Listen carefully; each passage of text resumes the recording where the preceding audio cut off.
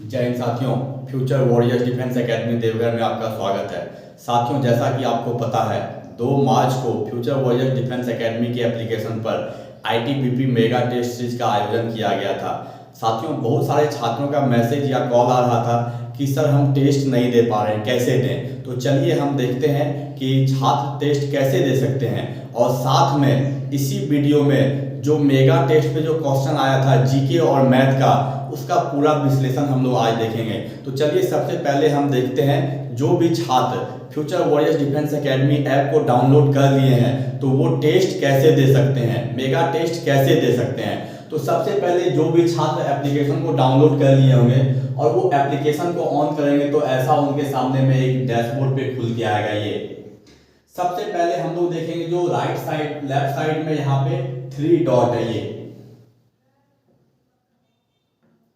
ये वाला जो 3 डॉट है इसको हम लोग क्या करेंगे, टच करेंगे।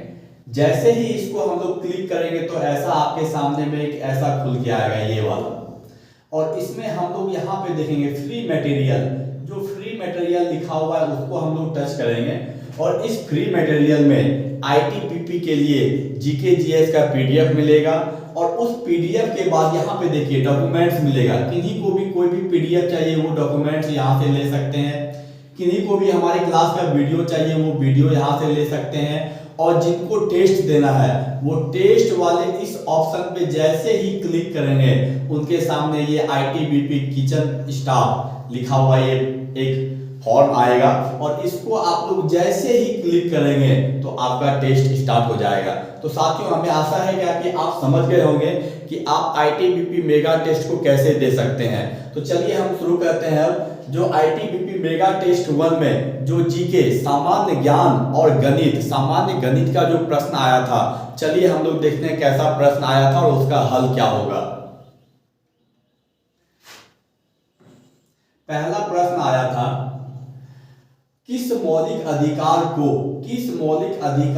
44वें संविधान संशोधन के द्वारा हटा दिया गया था।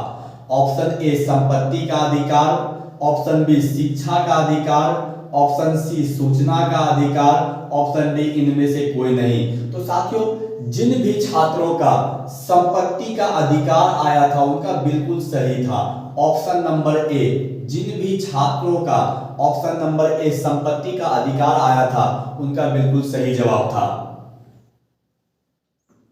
अगला प्रश्न था, कोयला, पेट्रोलियम और प्राकृतिक गैस हैं। कोयला, पेट्रोलियम और प्राकृतिक गैस क्या है? ऑप्शन ए ईंधन, ऑप्शन बी जीवाश्म ईंधन, ऑप्शन सी मानव निर्मित ईंधन, ऑप्शन डी इनमें से कोई नहीं।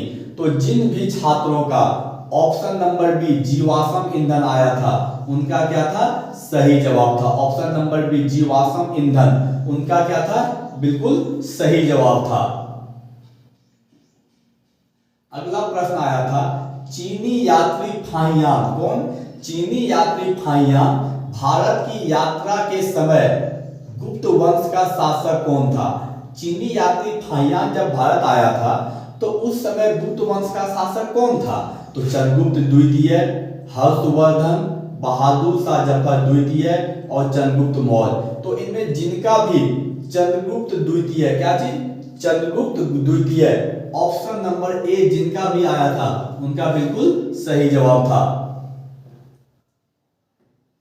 अगला प्रश्न था, भारत छोड़ो आंदोलन कब शुरू हुआ था?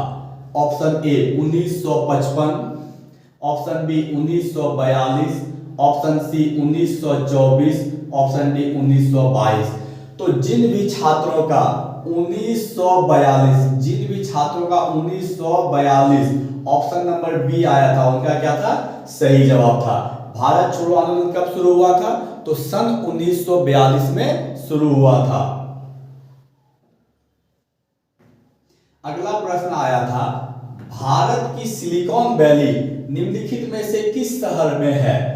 Option A Dehradun, option B Bangalore, option C Hyderabad, option D Srinagar. तो जिन भी छात्रों का बेंगलोर ऑप्शन नंबर बी आया था उनका क्या था, सही जवाब था। क्या हो जाएगा, भारत की सिलिकॉन वैली किस शहर को कहते हैं? तो बेंगलोर को कहते हैं। अगला प्रश्न आया था, वायुमंडलीय दाब नापने वाला यंत्र है। हम लोग वायुमंडलीय दाब जो नापते हैं वो किस यंत्र से नापते हैं? Option A barometer, option B periscope, option C hydrometer, option D thermometer. तो जिन भी छात्रों का बैरोमीटर आया था, क्या चीज? बैरोमीटर, ऑप्शन नंबर ए उनका क्या था? बिल्कुल सही जवाब था। अगला प्रश्न है, प्रति वर्ष किस तारीख को विश्व जैव ईंधन दिवस मनाया जाता है? प्रति वर्ष किस तारीख को विश्व जैव ईंधन दिवस मनाया जाता है? ऑप्शन ए 10 अगस्त, ऑप्शन बी 8 अगस्त, ऑप्शन सी 11 अगस्त, ऑप्शन डी 13 अगस्त। तो जिन भी छात्रों का 10 अगस्त आया था, ऑप्शन नंबर ए उनका क्या था? सही जवाब था। अगला प्रश्न है, राष्ट्रपति द्रौपदी मुर्मू ने किसे भारत का अगला मुख्य न्यायाधीश नियुक्त किया है? Option A Vineet Sharan, option B Uday Umesh Lalit, option C Ranjan Gogoi, option D शायद अरविंद बोबडे।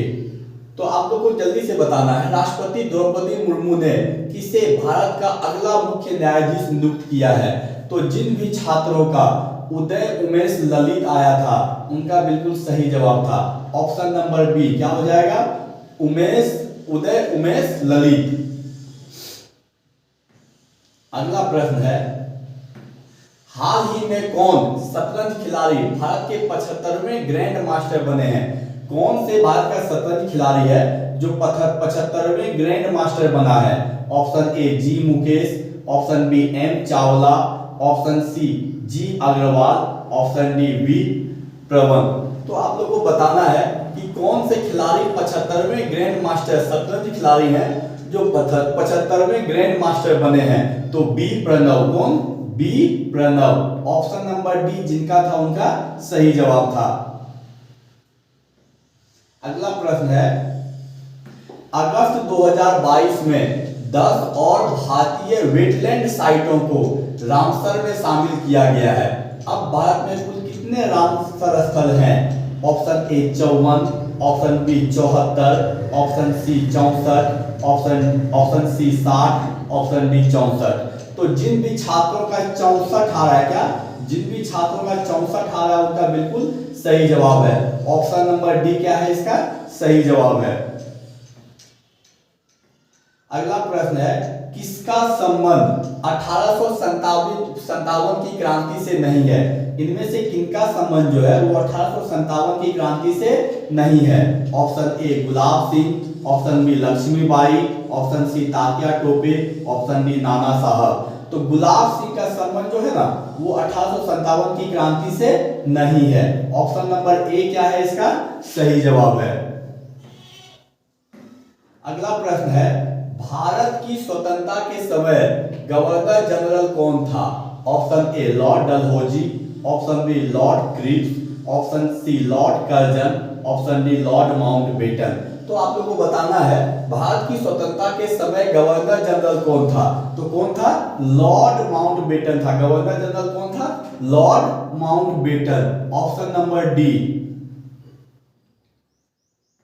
अगला प्रश्न है, इंडियन अर्नेस्ट का लेखक कौन है? Option A Dadabhai Naoroji, option B Annie Besant, option C Lala Lajpat Rai, option D Valentine Chirol. तो साथियों आप लोगों को बताना है इंडियन अर्नेस्ट के लेखक कौन है? तो इंडियन अर्नेस्ट के लेखक वेलेंटाइन सिरोल हैं। कौन है? वेलेंटाइन सिरोल। ऑप्शन नंबर डी क्या हो जाएगा इसका सही जवाब हो जाएगा। अगला प्रश्न है, बटरफ्लाई। बटरफ्लाई शब्द किस खेल से संबंधित है? तो बटरफ्लाई तैराकी से संबंधित है। किससे? तैराकी से। ऑप्शन नंबर ए क्या है इसका सही जवाब है।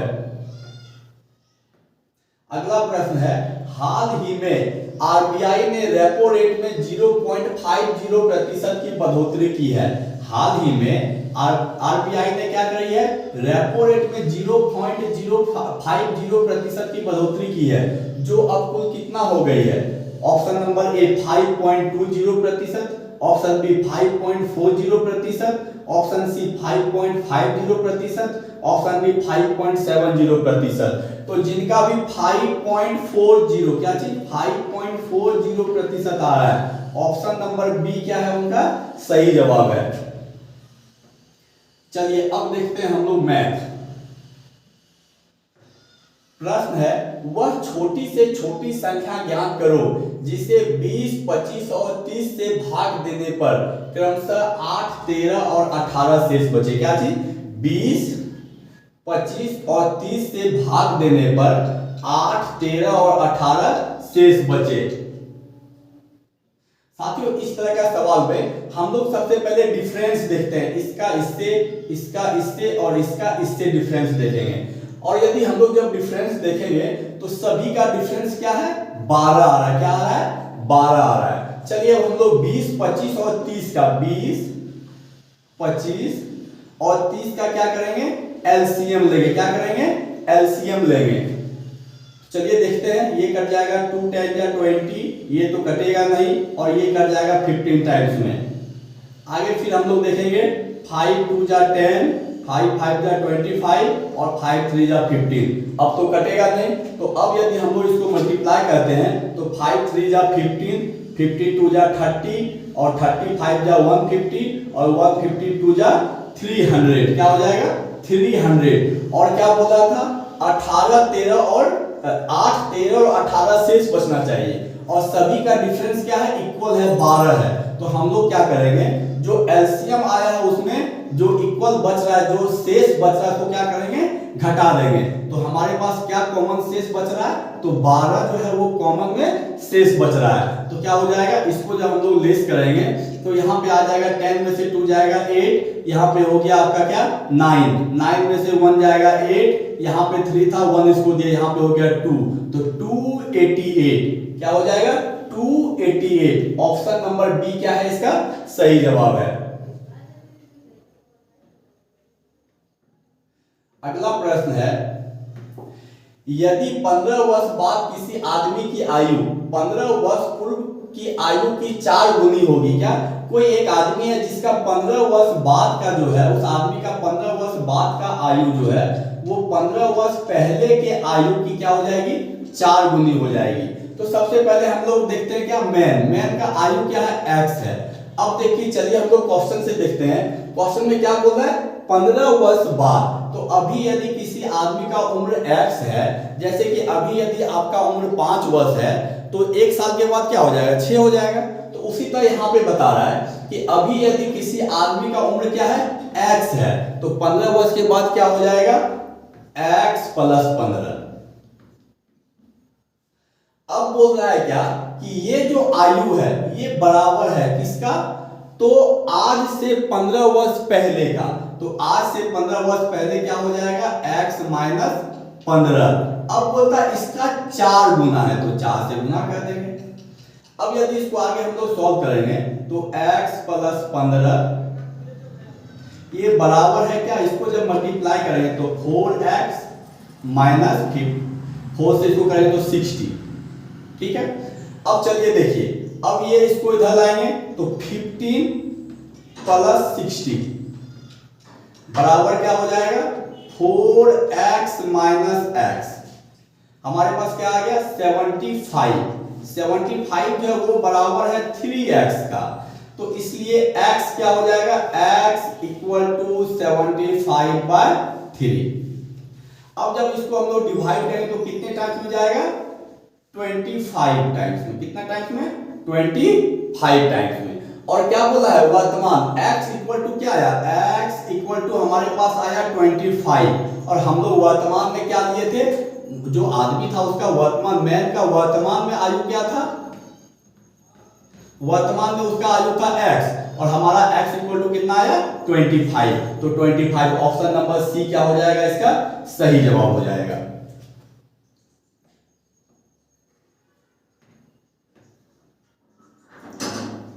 अगला प्रश्न बता रहा है यदि a का 30%, b का 25% बराबर है, और b का 25% जो है वो क्या है c का 1/5 के बराबर है, क्या बोलता है ए का 30%, ए का 30%, जब परसेंट खत्म करेंगे तो 100, ये इक्वल है किसका, बी का 25% के बराबर है, तो 25/100, और ये इक्वल है किसका, सी का 1/5, किसका है, सी का 1/5। तो अब चलिए देखिए ये 3 ये 0 कर जाएगा।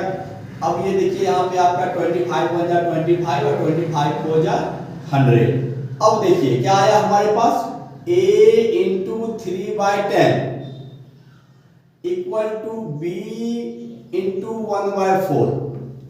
अब यदि इसका हम लोग सॉल्व करते हैं तो a/b, सबसे पहले देखते हैं a/b, तो a/b क्या आ जाएगा, 1/4 इंटू 10/3, क्या ऐसा आएगा, ये यहां मल्टीप्लाई में तो यहां पे आएगा डिवाइड में, तो डिवाइड में तो नीचे वाला ऊपर और ऊपर वाला नीचे चेंज हो जाएगा।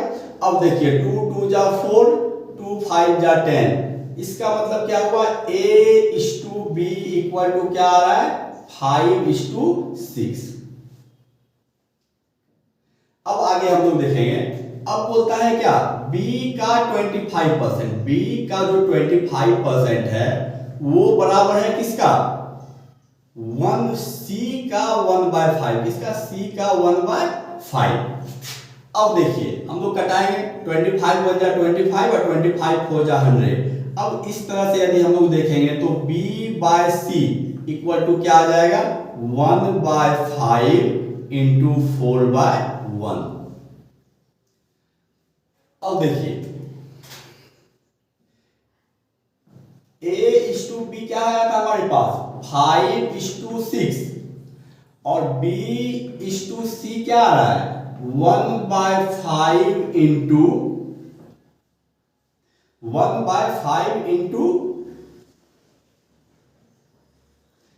4/1, मतलब b/c इक्वल टू 4/5। अब क्या बोल रहा है, a/b/c इक्वल टू वाट, तो 5/6 और क्या 4/5। चलिए हम लोग देखते हैं, 4 5 जा 20 हो जाएगा, 6 4 जा 24 हो जाएगा, 6 5 जा 30 हो जाएगा, और इससे दो सभी से कॉमन लेंगे तो 2 10 जा 20, 2 2 जा 12, 2 जा 24 और 15 2 जा 30, तो क्या हो जाएगा 10:12:15, 10 12 और 15। तो चलिए देखते हैं कौन सा ऑप्शन है, 10 12 और 15, तो ऑप्शन नंबर डी क्या है इसका सही जवाब हो जाएगा, क्या हो जाएगा 10:12:15। अगला प्रश्न है, 24 बल्ले तथा 32 हॉकी स्टिक्स का मूल्य कितना है, 8,400। कितना, 24 बल्ला और 32 हॉकी स्टिक्स का दाम कितना है, 8,400। तो आप लोग को बताना है 3 बल्ला और 4 हॉकी स्टिक्स का मूल्य क्या होगा। तो देखिए बल्ला को हम लोग बैट लिख सकते हैं, हॉकी को एच लिख सकते हैं। देखिए कितना है 24 है और इसका कितना है 32 है। चलिए अब इस दोनों में से हम लोग कॉमन नंबर ढूंढेंगे, तो कॉमन नंबर जब ढूंढेंगे तो देखेंगे क्या कि 8 आएगा, क्या आएगा कॉमन, इसका आएगा 8 इंटू 3 और 8 इंटू 4, तो कॉमन क्या आ रहा है 8 आ रहा है, और ये दोनों का मूल्य कितना बता रहा है 8400। तो कॉमन जो 8 आया उससे क्या करेंगे, इसको डिवाइड करें, क्योंकि हम लोग क्या बोला 3 बैट और 4 हॉकी का दाम कितना है, तो 8400 बाई कितना हो जाएगा 8। अब चलिए हम लोग यदि इसको डिवाइड करते हैं तो 8 10 जा 80 हो जाएगा, 8 5 जा 40 और 0 1050। ऑप्शन नंबर सी क्या है इसका सही आंसर है, क्या हो जाएगा 1050। अगला प्रश्न है, यदि दो संख्याएं 5:6 के अनुपात में है तो उसका महत्तम समापवर्तक क्या हो जाएगा, महत्तम समापवर्तक 4 है, तो इसका लघुत्तम समापवर्तक क्या हो जाएगा। तो इसका बहुत ही आसान है, सबसे पहले आप इसको इससे मल्टीप्लाई करिए, 5 इंटू 6 क्या हो जाएगा 30, 30। एचसीएफ हम लोग जानते हैं कि दोनों संख्याओं का कॉमन, तो कॉमन क्या दिया हुआ है 4, और एलसीएम क्या हो जाएगा, दोनों संख्या को हम लोग मल्टीप्लाई करेंगे तो एलसीएम हो जाएगा। तो 30 × 4 120। ऑप्शन नंबर डी क्या है इसका सही जवाब है। अगला प्रश्न है, बोलता है दो संख्या एक तीसरी संख्या से क्रमशः 20% और 50% अधिक है, तो इन दो संख्याओं का मान निम्न में से अनुपात क्या होगा। अच्छा देखिए क्या बोलता है, दो संख्या है वो किसी तीसरी संख्या से, तो ये फर्स्ट हो जाएगा, ये सेकंड हो जाएगा और ये थर्ड हो जाएगा। और बोलता है कि दो संख्या किसी तीसरी संख्या से 20% और 50% अधिक है, तो तीसरी संख्या, तो हम लोग मान लेते हैं तीसरी संख्या 100 है, तो पहली संख्या क्या हो जाएगा 120 हो जाएगा, और दूसरी संख्या क्या हो जाएगा 150 हो जाएगा। कोई भी संख्या तो 100% होता है, और 100% में हम लोग जोड़ेंगे तो 120 हो गया। अब बोला क्या है कि दोनों संख्या का अनुपात, तो 120 अब बटे 115 150, ये जीरो कट गया, 3 4 जा 12 और 3 5 जा 15, तो 4:5। ऑप्शन नंबर डी क्या है इसका सही जवाब।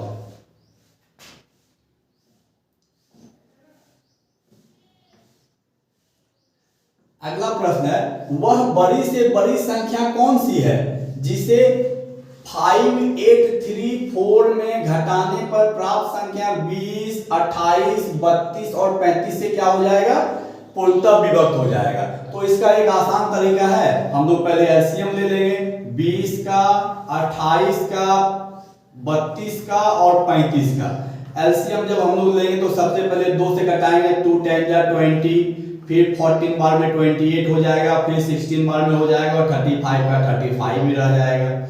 अब फिर इसको हम लोग कटाएंगे, 2 5 जा 10 हो जाएगा, 2 7 जा 14 हो जाएगा, 2 8 जा 16 हो जाएगा, 35 का 35 भी रहेगा।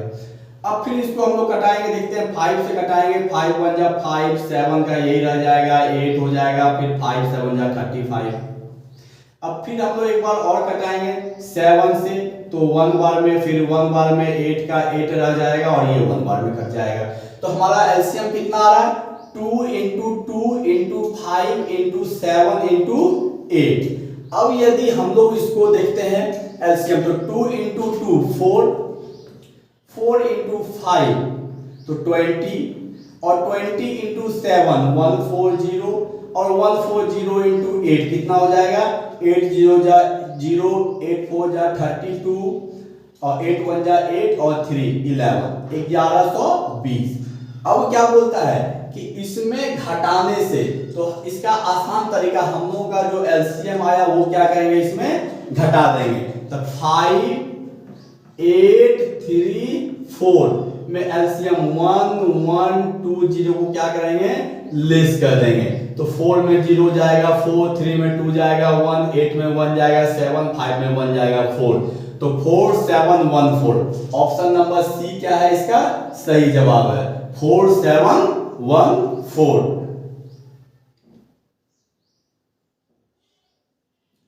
अगला प्रश्न है, किसी वस्तु के क्रय मूल्य और विक्रय मूल्य का अनुपात 20:21 है। मतलब क्या सीपी 20 है, हम लोग खरीद रहे हैं 20 रुपए में और बेच रहे हैं एसपी कितना है 21 रुपए में, तो उस पर लाभ प्रतिशत कितना होगा। तो हम लोग को प्रॉफिट कितना हो रहा है 21 - 20, क्योंकि प्रॉफिट बराबर होता है एसपी माइनस सीपी, मतलब विक्रय मूल्य selling price minus cost price. तो प्रॉफिट कितना हो रहा है 1 रुपए का। अब किस पे हो रहा है, तो प्रॉफिट प्रतिशत बराबर होता है प्रॉफिट बाय सीपी और इनटू 100। तो प्रॉफिट कितना का हो रहा है 1 रुपए का हो रहा है, किस पे हो रहा है 20 पे हो रहा है, और इनटू कितना हो जाएगा 100। तो 25 जा कितना हो जाता है 100, तो 5% का क्या हो रहा है हम लोगों को लाभ हो रहा है। ऑप्शन नंबर ए क्या है इसका सही जवाब है। अगला प्रश्न है, एक कुएं का व्यास, एक कुआं है, सबसे पहले कुआं बनाइए, एक ये क्या है कुआं है।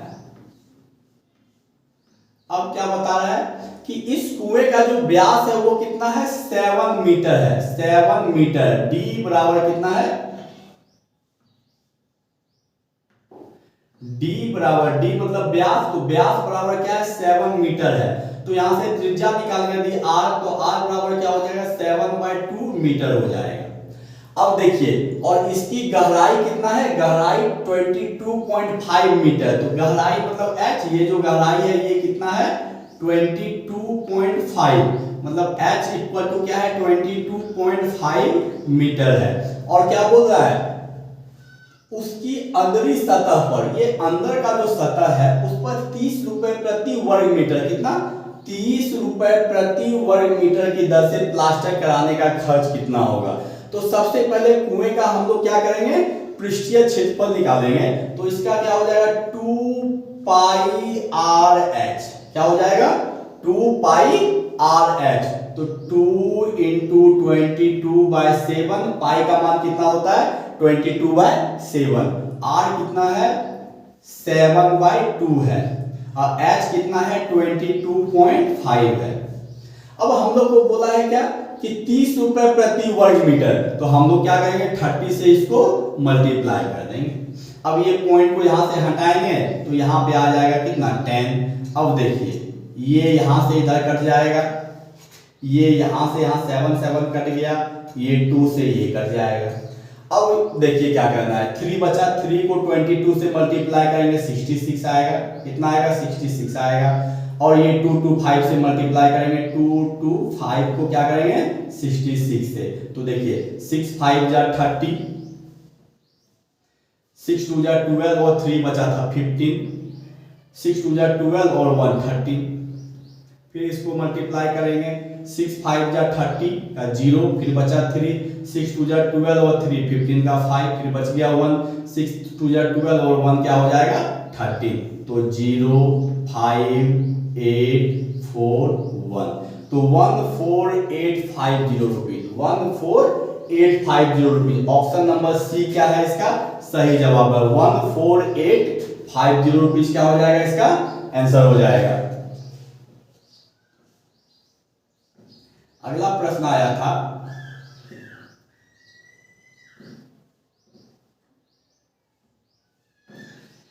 यदि दो गोले के अर्ध व्यास क्रमशः 1:4 में, दो गोला है, देखिए ऐसा ये दो गोला है, इसका जो रेडियस है क्या है, ये इसका 1 है और इसका 4 है। अब बोलता है क्या, तो उनके पृष्ठीय क्षेत्रफल का अनुपात क्या होगा, ये R1 हो जाएगा और ये R2 हो जाएगा। दो गोला है, ये गोला 1 और ये गोला 2, तो गोला 1 का R1 और गोला 2 का R2। अब बोलता है क्या कि तो उनके पृष्ठीय क्षेत्रफल, क्या चीज पृष्ठीय क्षेत्रफल, और गोला का पृष्ठीय क्षेत्रफल क्या होता है, पृष्ठीय क्षेत्रफल क्या होता है 4 पाई आर स्क्वायर, क्या होता है 4 पाई आर स्क्वायर। तो इस हिसाब से क्या बोला है, दो गोला है, तो एक गोला 1 और फिर इसका एक गोला 2, गोला 2 का पृष्ठीय क्षेत्रफल, पृष्ठीय क्षेत्रफल क्या हो जाएगा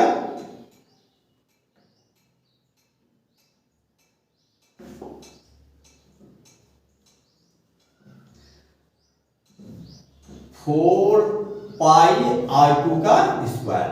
अब देखिए ये 4 पाई और ये 4 पाई कट जाएगा, हमारे पास क्या बचेगा R1 का स्क्वायर बाय R2 का स्क्वायर, और R1 क्या है 1/4, इसका 1 का स्क्वायर और 4 का स्क्वायर, तो 1 का स्क्वायर करेंगे तो 1 होगा, और 4 का स्क्वायर करेंगे तो 16 होगा, मतलब 1:16।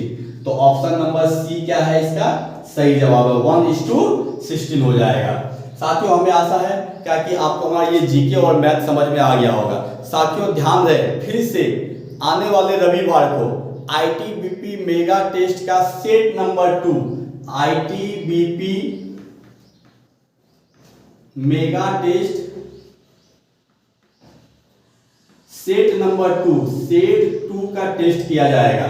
तो साथियों आप लोग जो भी छात्र को आईटीबीपी मेगा टेस्ट सेट 2 का टेस्ट देना है वो जल्द ही प्ले स्टोर पे जाएं, फ्यूचर वॉरियर्स डिफेंस एकेडमी को डाउनलोड करें और टेस्ट को जिलें। साथियों हम पहले वीडियो से पहले ही बता चुके हैं कि आपको टेस्ट कहां पे मिलेगा और कैसे मिलेगा।